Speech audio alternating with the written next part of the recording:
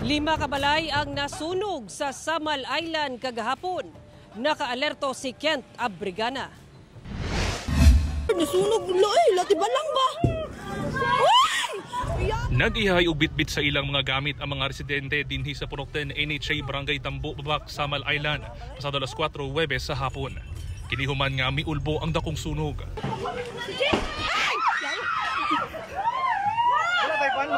Dunay nadunggan nga daw syagit ang mga residente. Kining usa ka residente, misulay pa og saka sa atop og gisabwagan og tubig ang nasunog nga balay. Ay, naku Lord! Hangtod nga nangabot na ang fire truck sa gobyerno. Alas 5 na sa hapon dihang gideklara ang fire out sa kabomberohan. 3 ka balay ang naugdaw, samtang 2 ang partially damaged. Sa inisyal nga investigasyon, nagsugod matud pa ang kalayo sa balay ni Edgar Anisito. Apan sumala kang Gary, anak sa tag-iya sa maong balay. Wala po ko kabalo lagi sir, kay pag uli na mo, ugdaw na yun. Kay nakita sa kong mangod, nagsilaom na yun sa banda sa Tubangan, sa Pikas Kwarto. Nagpasalamat sa banginahan ni si Charlene Anisito nga iyang anak nga nabilin sa sulod sa iyang balay.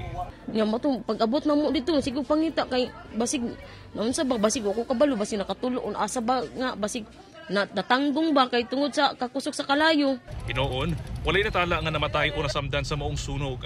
Gawas lamang sa 2 ka mga itoy nga nalaki pagkasunog. Sa karon, padayon ang investigasyon sa kabomberohan sa kinatibuk ang danyo sa sunog. Iwasan gyud nato no nga kaning mga electrical illegal electrical connection, kaning octopus wiring connection.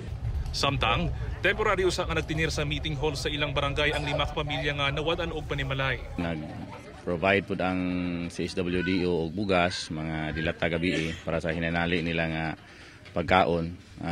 Kay siyempre hurot ang ilahang ang ilahang mga pagkaon nga gipataguan. Kauban si Melco Minares sa kamera. Ako si Kent Abrigana para sa One Mindanao.